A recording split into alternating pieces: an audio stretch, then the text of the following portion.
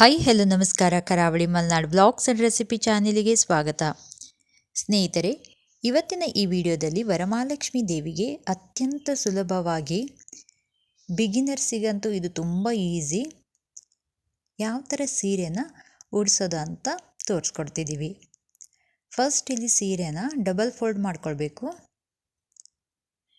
ನಂತರ ಸೆರಗು ಭಾಗ ಇದೆಯಲ್ಲ ಅದನ್ನು ಈ ಥರ ಮಡ್ಚ್ಕೋಬೇಕು. ಪ್ಲೀಟ್ಸ್ನ ಆದಷ್ಟು ಸಣ್ಣದಾಗಿ ತೆಗೆದರೆ ತುಂಬ ಲುಕ್ಕಾಗಿ ಕಾಣಿಸ್ತದೆ. ನೋಡಿ, ಈ ಸೆರಗಿಂದು ಈ ಸೈಡು ಒಂದು 2 ಮೊಳದಷ್ಟು ಸೀರೆನ ಬಿಟ್ಕೋಬೇಕು. ನೋಡಿ, ಈ ಥರ ಮಡಚಿ 3 ಕ್ಲಿಪ್ಪನ್ನು ಹಾಕ್ತಾ ಇದ್ದೀನಿ ಇಲ್ಲಿ. ಆದಷ್ಟು ನೀವು ಬಾರ್ಡ್ರ್ ಸೀರೆನೇ ತೊಗೊಂಡ್ರೆ ತುಂಬ ಒಳ್ಳೆಯದು. ದಪ್ಪ ಬಾರ್ಡ್ರ್ ಇರುತ್ತದಲ್ಲ, ಆ ಥರ ಸೀರೆ ತೊಗೊಂಡ್ರೆ ಲುಕ್ಕಾಗಿ ಕಾಣಿಸ್ತದೆ ಇದು.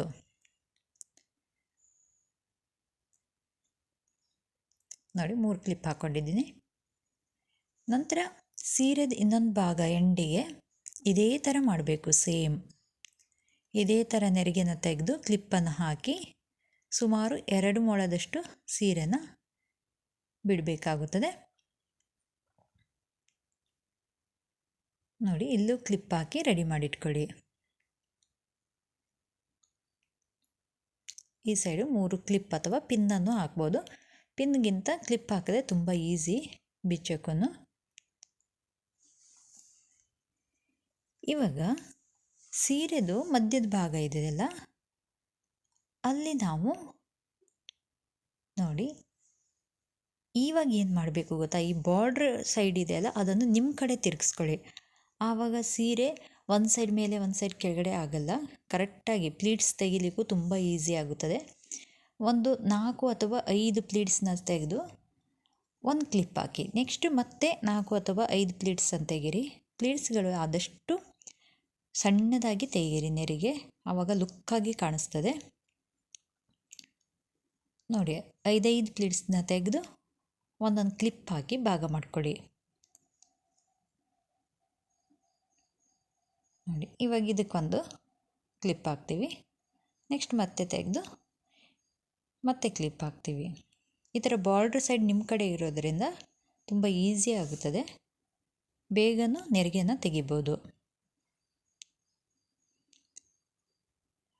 ಯಾವತ್ತು ನೀವು ಫ್ರೀ ಇದ್ದಾಗ ಇದೆಲ್ಲ ಮಾಡಿಟ್ಕೊಳ್ಳಿ. ಈ ನೆರಿಗೆ ತೆಗೆದು ಕ್ಲಿಪ್ ಹಾಕೋದೆಲ್ಲ ಮಾಡಿಟ್ಕೊಂಡ್ಬಿಟ್ರೆ ನೋಡಿ, ಹಬ್ಬದ ದಿನ ನಿಮಗೆ ರಿಸ್ಕೇ ಇರಲ್ಲ.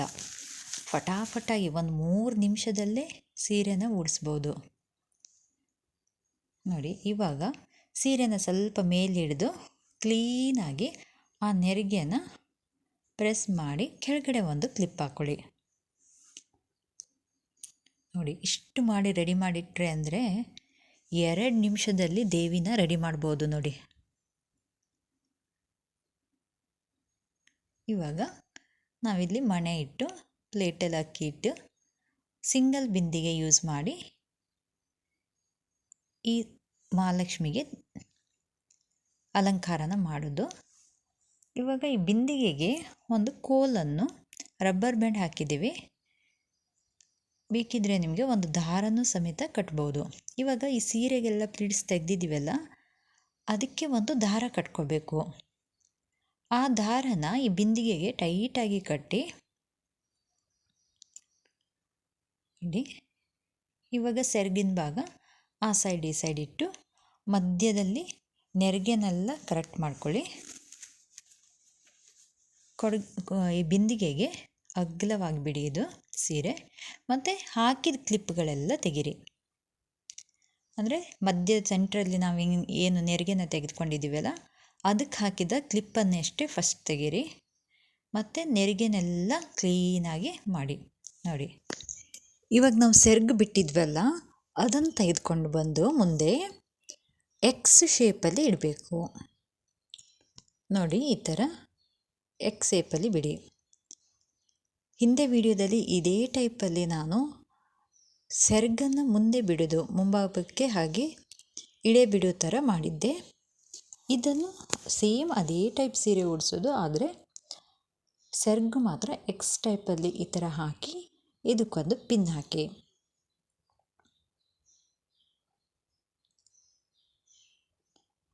ಹಿಂದೆ ಎರಡೂ ಸೆರಗಿಗೆ ಸೇರಿ ಒಂದು ಕ್ಲಿಪ್ ಪಿನ್ನ ಬೇಕಾದ್ರೆ ಹಾಕ್ಬೋದು.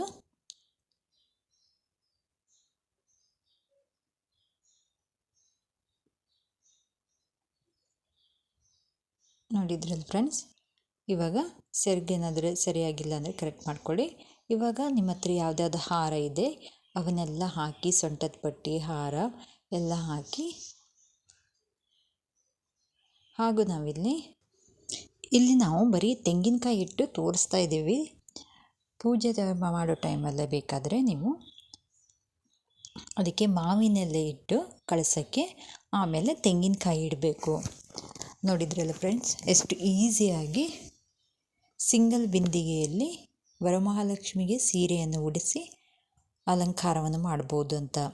ಇಷ್ಟವಾದ ಫ್ರೆಂಡ್ಸ್, ಲೈಕ್ ಮಾಡಿ, ಶೇರ್ ಮಾಡಿ, ಹಾಗೂ ಇನ್ನು ನನ್ನ ಚಾನೆಲಿಗೆ ಸಬ್ಸ್ಕ್ರೈಬ್ ಆಗಿಲ್ಲ ಅಂದರೆ ಸಬ್ಸ್ಕ್ರೈಬ್ ಮಾಡ್ಕೊಳ್ಳಲು ಮರೆಯದಿರಿ. Thank you friends. ಇನ್ನೊಂದು ಹೊಸದಾದ ವಿಡಿಯೋದೊಂದಿಗೆ ಸಿಗುತ್ತೇನೆ. ಅಲ್ಲಿವರೆಗೂ bye bye, take care. Thank you friends.